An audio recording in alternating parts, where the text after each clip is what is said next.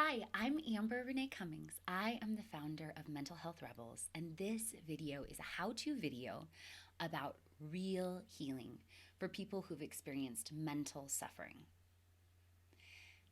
I have three major categories of suggestions that I mention on my website that I want to go in and do a deep dive here in this video for you. The first one is a mindset makeover. The second one is energy work, and the third is community. Let's start with the mindset makeover because it requires the most explanation. I have three healing pillars that I suggest, and these are based on my own personal experience as well as patterns that I see repeated over and over when I work with other therapists, coaches, healers, and shamans. They're patterns because they work, and they're things that are just foundational in order for real healing and personal growth. So the three healing pillars are practice fierce self-care, claim your life, and accept divine perfection. Let's start with the first one, practice fierce self-care. This is very much entwined with self-love. We have to treat ourselves well. For me, the day that the message of self-love stuck was really truly the day that my healing journey began. I was in a yoga class. I had been experiencing a lot of physical issues. This was my lowest point in life. And I was curled up on the floor holding a bolster in a yoga class. And the teacher said, "Could you just, in this moment, have a little bit of compassion for yourself?" And I don't know why that was the moment that the message of self-love stuck, but it did. And I had been rereading old diaries of mine. I had like 18 diaries. And all of them, I said awful things to myself. I said, "I hate you, you're a failure, you idiot, you don't even deserve to be alive, I wish I could peel off my skin and escape you."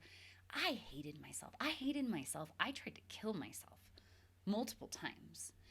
And in that moment, I realized I had been horrible to me all my life, and I was not thriving. But who can thrive when every single day the message that they hear from the most important person, your own self, is you're a terrible failure, you don't deserve to be alive? Like, how are you going to do well in life if that's what you're saying to yourself? I went home that day sobbing, and I kneeled in front of the mirror and I said, "Amber, I am so sorry.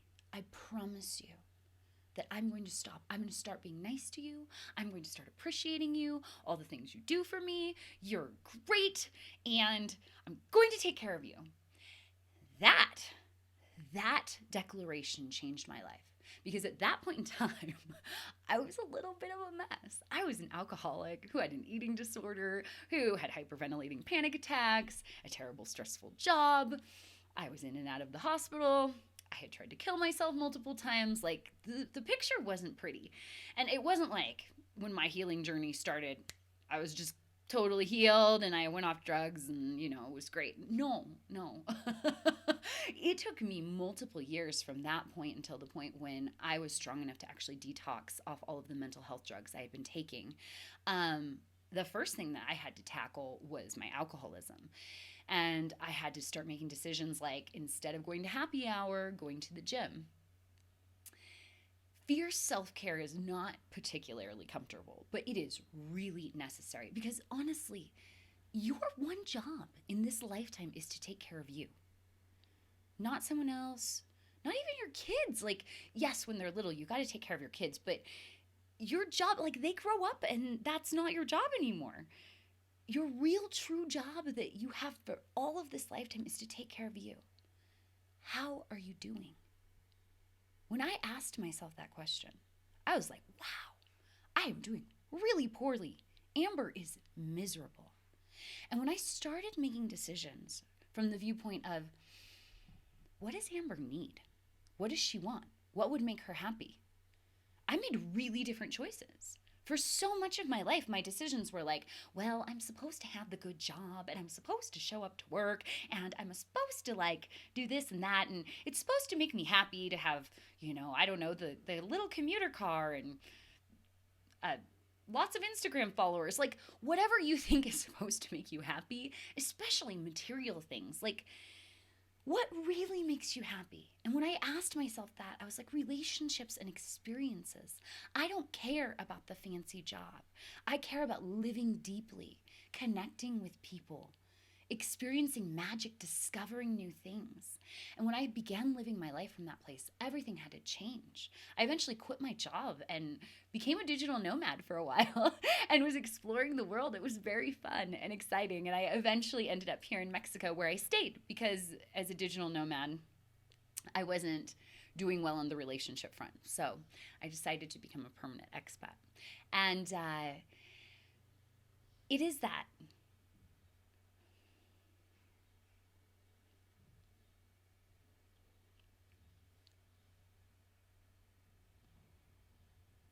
The other thing that is important when it comes to practicing for your self-care is editing your internal voice, which I talked about a little bit. But we can't be berating ourselves all the time and expect our life to be great. It took me years of editing my internal voice in order to get it to a decent place, and it is still a practice that I do regularly even now.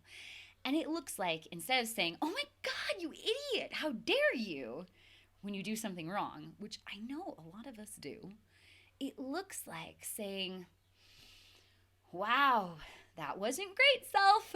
Why did you do that?" And wondering.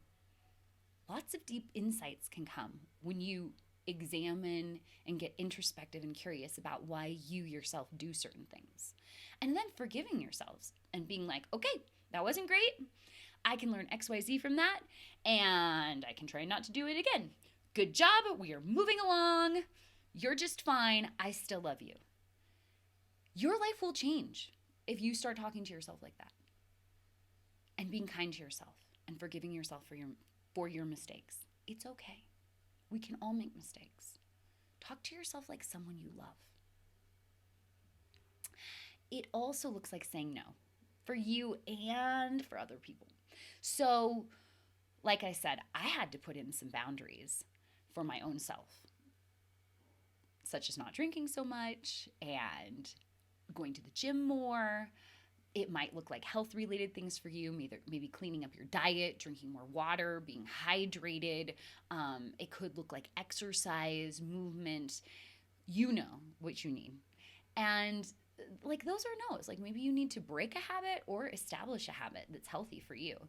It can be really small acts. Like it really could be so simple as being like, "I'm going to wake up every day and drink a glass of water because then I'll feel better and more hydrated." That's perfect. Start there. It also looks like setting boundaries with other people. I had to set a lot of boundaries with my work. I was working crazy hours and I was really stressed and I had way too much responsibility on my shoulders. And it was really challenging for me to do that. I eventually left that job because I really couldn't win. That one I think is pretty common. And then the other very common way that, unhealthy boundaries looks is in destructive relationships where people are taking advantage of you and you are doing things that compromise who you are and your authenticity and your integrity. And so if you find yourself in that kind of situation, boundaries is really important. This is something that you will see repeated over and over, whether you work with me or any other healer or therapist. Boundaries are paramount to taking care of ourselves and being mentally healthy. So let's go on to the next one and talk about claiming your life. That is the second healing pillar. What does it mean to claim your life? It means dropping victim mentality. It's so much easier to be victim. I know. It's easier to be like, "Oh, it's because, I have bad luck in relationships and that person was a jerk and it's because like my hip got hurt. That's why my body isn't perfect." And I don't know. There's so many excuses that we can make. And it's so much easier to blame outside forces. "Oh, it was the job's fault." But you picked the job. You picked the relationship. Even for me, my physical injuries, I had to be like, I have been so miserable that I've literally manifested my pain on a physical level. I caused those injuries by my poor decisions. We have to claim responsibility for all of it. And when I had to claim responsibility for my life, it was really ugly. I was not proud of where I was. You just start with baby steps though. Claiming your life means saying, okay, all this mess is mine. Because you know what happens when you claim your mess? You also claim the freedom and the power and the joy. You claim your pain and you claim your pleasure. When you're in control of all the bad things, you're also in control of all the good things. And so now you are empowered to make whatever changes and experience whatever growth you want in your life, because it's yours and you own it, you alone. This definitely looks like taking control of your mental health journey and saying that you know you better than all of the doctors and all of the therapists and better than me. You know what is right for you and what you need. Claiming your life means that you do what you can with what you've got. If your life is a big mess, maybe you start by cleaning out your closet and saying like, okay, I'm going to clean my closet and drink a glass of water every morning. That might be the best you're capable of the moment, and that is so perfect. Because what happens is there's these little like chain reaction, trickle effect, magic movements that begin. For example, when I was really miserable, I thought, okay, what can I do to make Amber happier? And I decided to take Spanish classes. I like literally sat down and brainstormed. It was like, I'm so miserable. What would make me happy? And I started taking these Spanish classes, and it really brightened my life. The teacher was amazing. She gave me a book to read. I loved the book. It was so interesting. I wanted to talk about other people with it. After a long internet search, I realized that the only way I could get what I wanted was to make my own group. So I founded a Spanish language book club in Oakland, California that I ran for 2 years. And everyone who came to my book club, because in order to read a book in Spanish, you need a pretty high language level, they were all expats from all over the world. They were from Colombia and Argentina and Peru and Costa Rica and Spain, just all over. And I was so inspired by these human beings, these magical people who arrived in my life.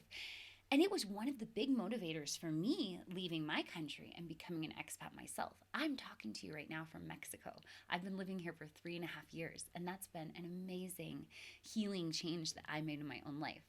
But it all started with me just being like, what am I going to do with myself? I guess I'll take Spanish lessons. Your thing, whatever your action is, could be so different. It definitely doesn't have to be that. But what I'm saying is, like, when you're in the flow, the universe steps up and meets you. When you're following your bliss and your curiosity, the universe feels that like positive movement that now you're in the correct groove, and it sends you helpers and guides and mentors and magic to open up the path and guide you and help you. It just starts with the smallest things. So do what you can with what you've got. This is the category where shadow work comes into play as well. And your shadow is all of the disowned parts of yourself. It's the things that you don't want to see. It's your subconscious at work. And we do a lot of things acting out of our subconscious mind. This is hard to do by yourself. This is one of the areas where it might be really helpful to work with a therapist, because one of the things about the shadow, the reason it's the shadow, is because you can't see it. And we have all sorts of different shadows. Like, it can be positive things. Like maybe the disowned part of yourself is a sexual part, which isn't necessarily bad, but we feel shame about it because we've been programmed that way. And being able to look at and integrate that part of yourself can be massively freeing and creative. And so being able to claim your life, do what you can with what you've got, and integrate all of the parts of yourself. Like, really be accepting of who you are. That is claiming your life. Finally, accept divine perfection. This one sounds a little weird, coming right after like claim your life. I'm like, everything is your fault, it's yours. That's not totally true. There are things, we are little humans living small human lives in cycles that are much bigger than us. I mean, this earth is how many years old, right? We live cycles that are thousands of years of civilizations and, planets and the cosmos, and like, that is really bigger than me. But the universe is perfect. The hermetic laws of the universe state that the universe is in perfect balance all the time. I might not understand it, but everything that's going on is part of a cycle, and it is perfect. Even pandemics, even natural disasters, even death. Death is as much a part of this human life as is birth.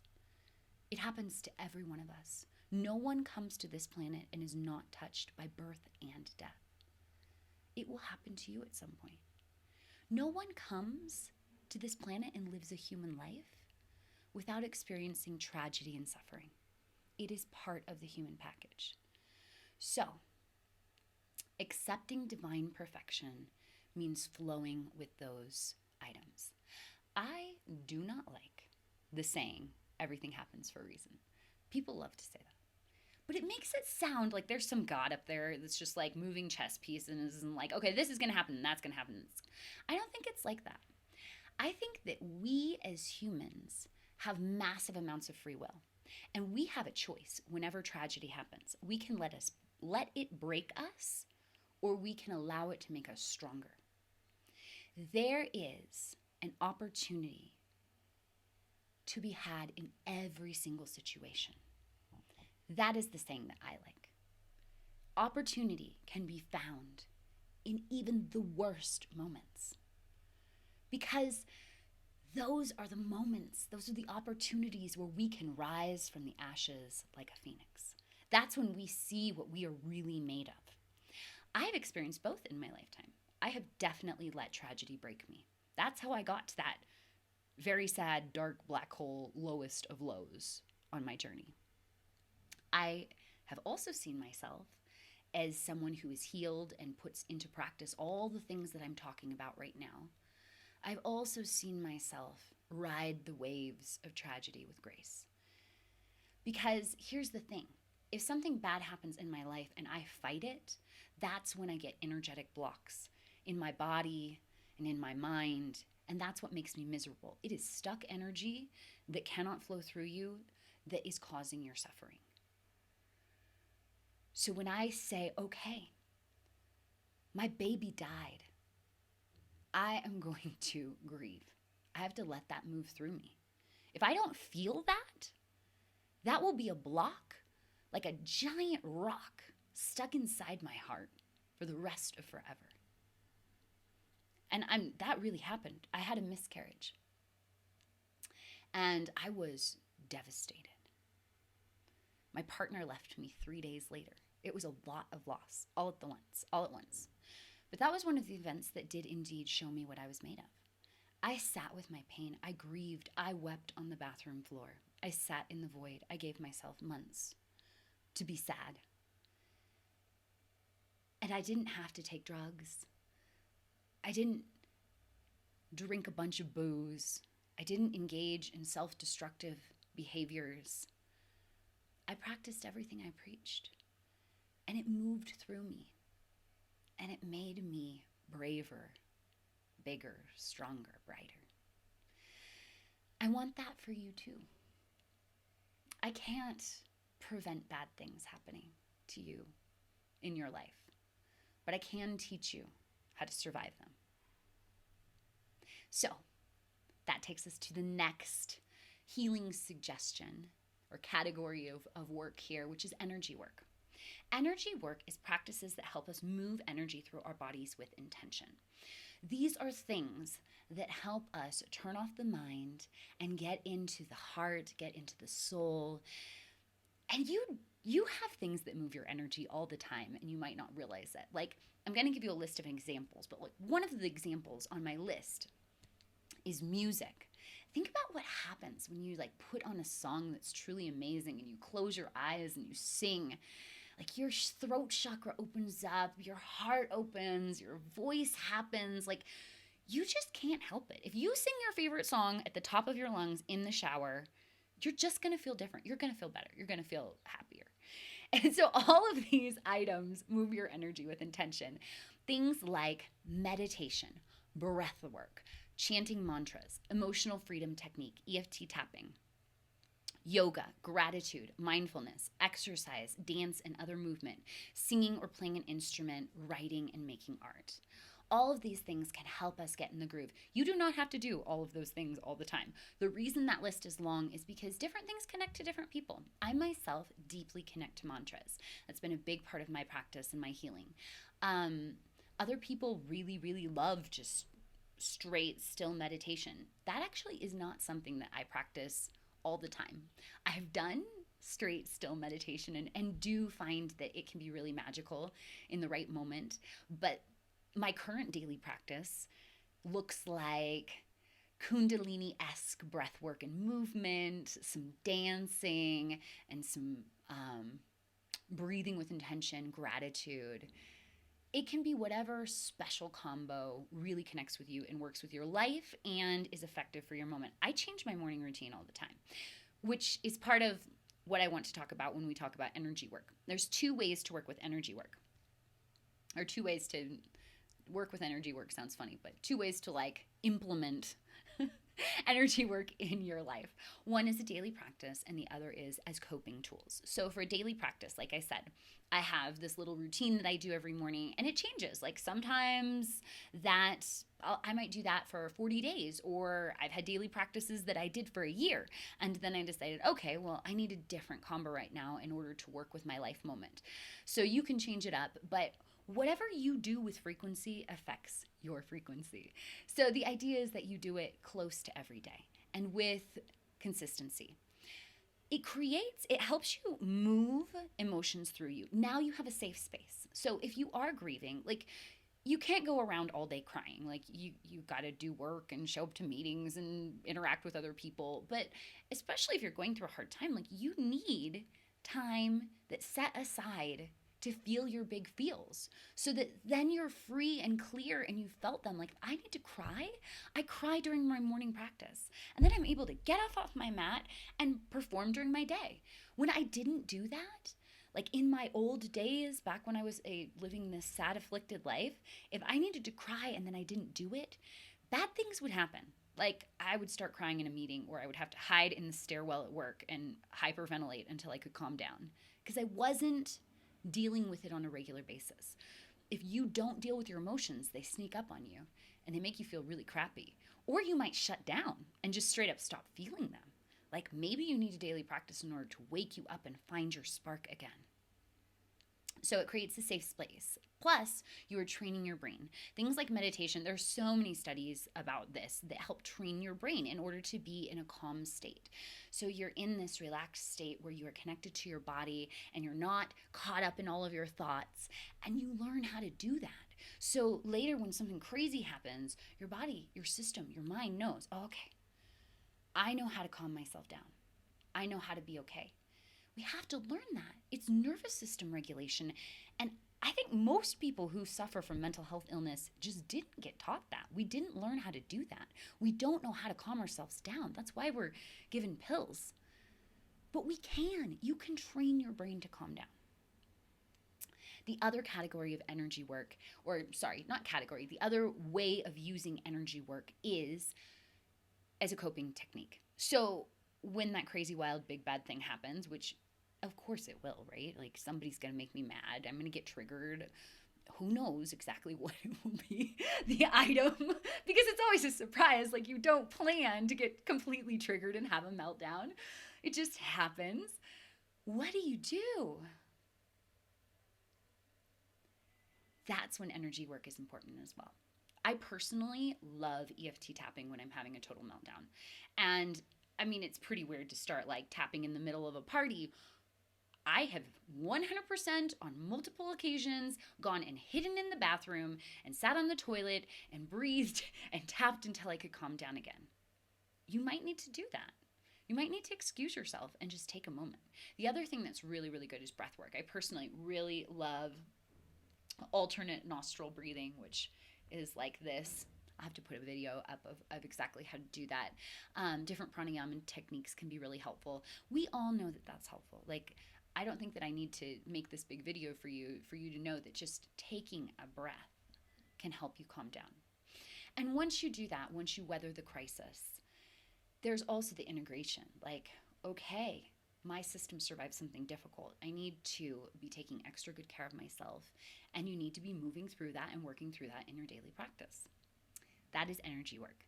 The final thing that I want to mention in this video is community. It's so important. Like, because we are energetic beings, we need the energy of other humans in order to thrive and grow. I I personally need hugs. Like, it's just important. Whether those are physical in real life hugs or heart hugs over Zoom, I just want to connect with other souls. It's a natural desire that we have inside of us. We humans crave connection. So connect with beautiful people. Because just like what you do frequently affects your frequency, the people around you really affect your frequency.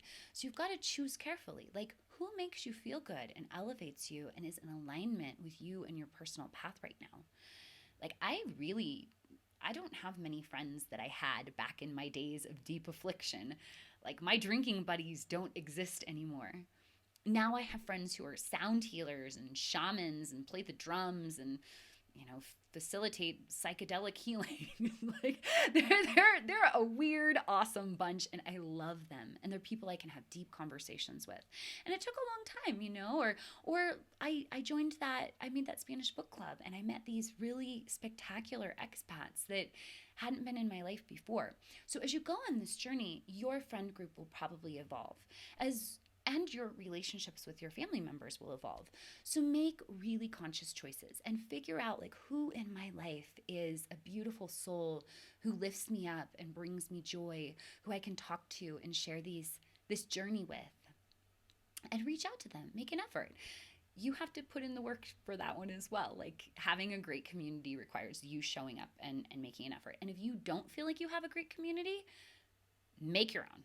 Found your own club, whatever that might be, and make it a healthy topic. Like, if you decide, okay, I'm gonna join a meetup or make a meetup, make it about going outdoors or singing mantras or doing yoga or meditation. There's a lot of awesome groups that are already part of and doing energy work. So you can plug into all sorts of beautiful communities, whether that's in person or online. All right, that's it. That's everything I want to share with you today in this video. The way that you choose to embody and use these healing suggestions is absolutely perfect. Go out and make them your own. And then please tell me about it. Be well.